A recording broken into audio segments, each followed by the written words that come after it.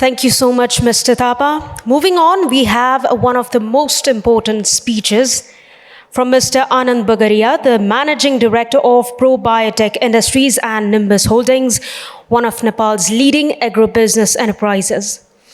Mr. Bagaria started his entrepreneurial journey exporting handicrafts from Nepal. The company started as a distributor for Nepal-made consumer products, ventured into the animal nutrition business in 2000, and began exporting poultry feed supplements to India. Let us now welcome Mr. Bagaria with a round of applause.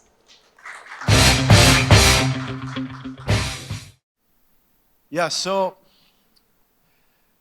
I became an entrepreneur to become an owner of my own time. I always wanted to do things my way, move around the way I wanted, take a holiday whenever I wanted, and work whenever I wanted.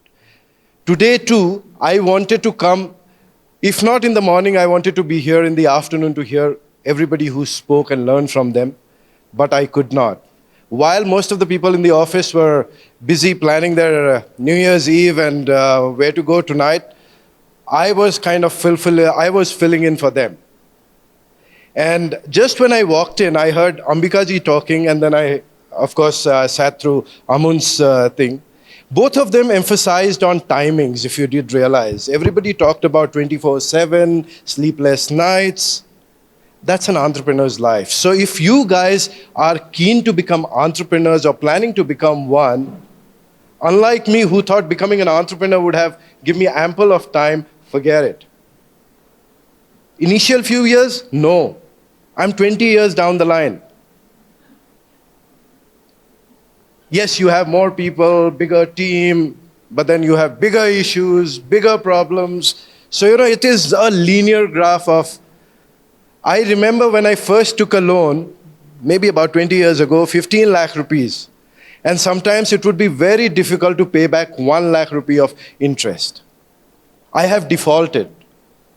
I mean, since, the earlier speakers already said it, my embarrassment is a little lower than since it's out in the open. But yes, I have defaulted. It has been difficult. Today, the loan size is probably 100 times bigger.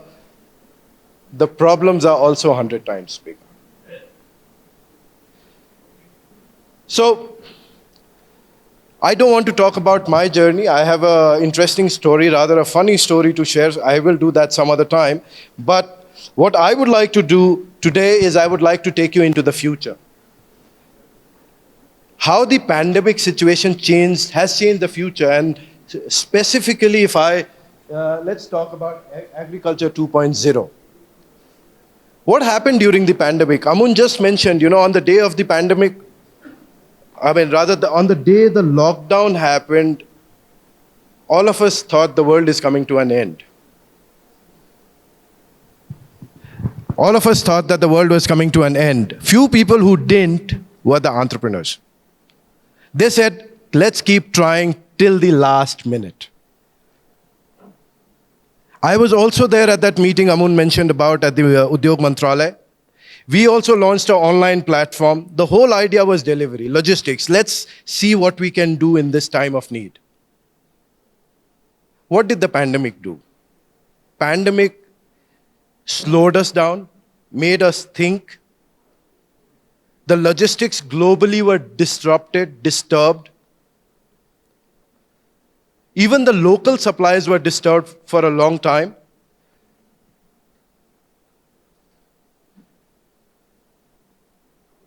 Even if you look at the scenario, even till now the logistics are not back to normal. Food was the biggest item back then. Sasto deal pivoted from fashion to FMCG. And in FMCG, I'm sure the food products were the biggest runners. Why? So this is where I come from. Agriculture, when you think agriculture, you think food. And when you think food, it's high time that we think local. What happened during the pandemic again?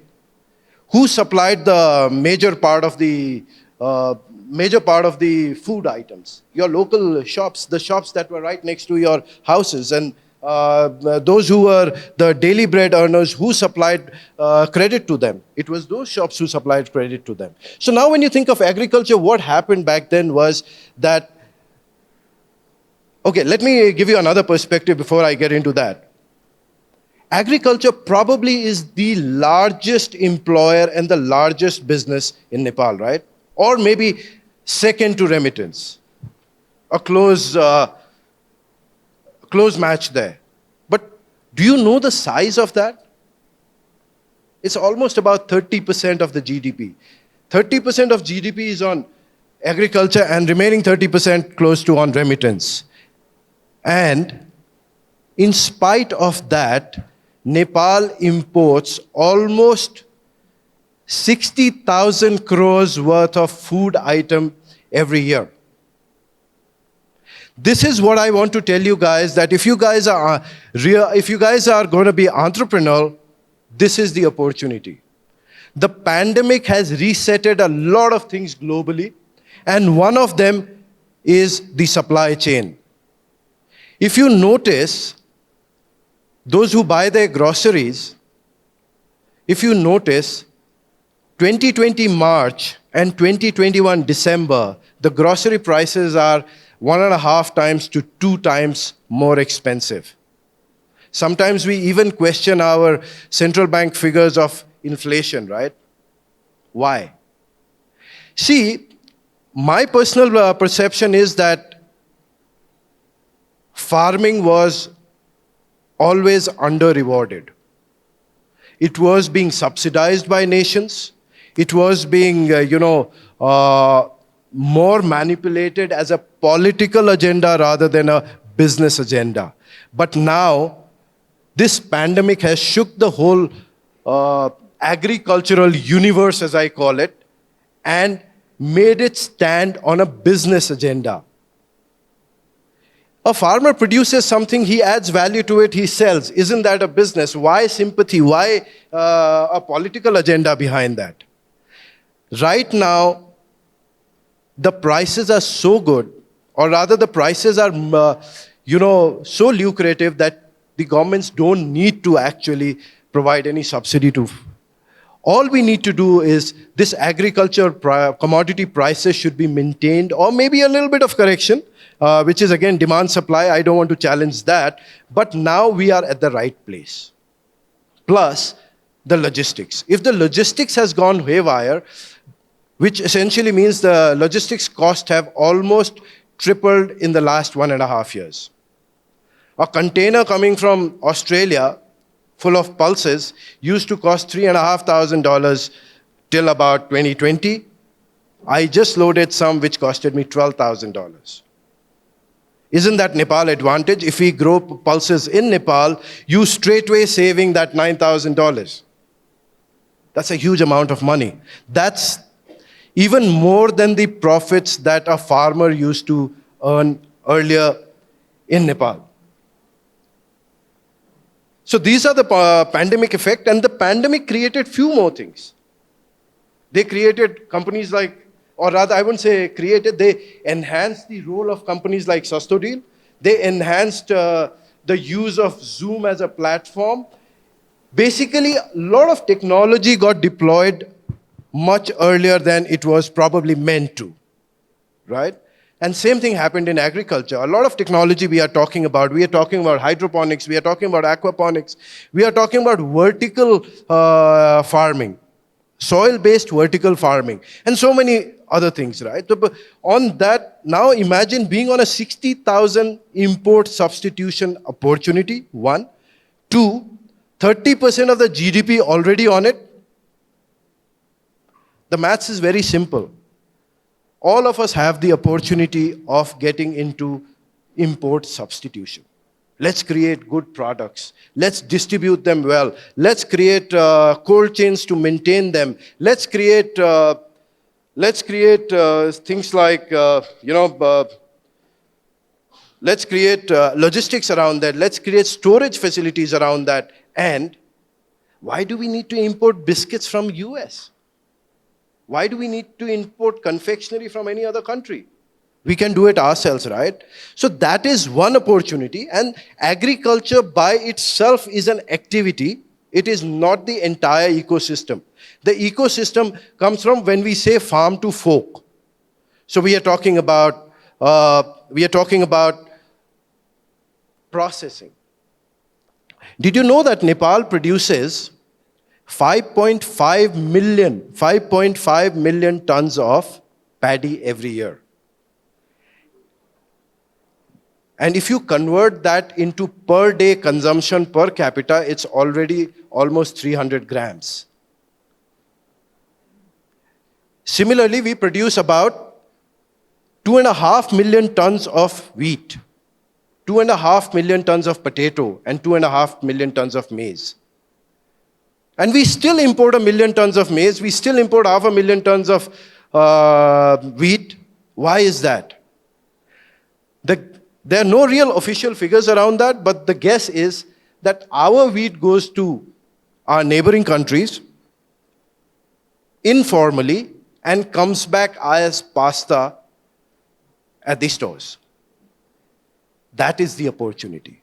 So there's plenty of opportunity on agriculture. Agriculture has been reset by pandemic, and if this generation doesn't make use of it, this generation has the knowledge of the past many centuries. This generation has the knowledge of something what we just discussed, technology. I might be slightly behind in technology, but I need your help, or you guys need to step up further. So based on this, I would like to say that entrepreneurial journey, I'm an engineer by qualification. I did not get into agriculture by choice. I wanted to create something. I wanted to create time for myself, as I said, and agriculture happened to be the easiest choice for me. And I can tell you, for an entrepreneur, it is not about, there might be some people who are passionate about a particular subject, but an entrepreneur is passionate about creating wealth, creating value, creating solutions for the problems around us. And when you talk about creating solutions, an entrepreneur, I'm an example. I'm an engineer, and I happen to be. I wouldn't even say I chose to be. You heard when my introduction came in. You heard it. You heard the presenter saying that I started with handicrafts, but in my pursuit to create value, I moved into agriculture. That's another story. But then you guys could look at various other things, and agriculture should be one of the points to consider, is what I would request and what I would suggest. There are plenty of opportunities, a lot of things to be done, a lot of interventions that agriculture requires, a lot of radical thinking, innovation, and disruption is what is needed. I would be open to discussing this anytime with any of you guys at my place. With this, I end my little bit of what I had to say. Thank you very much.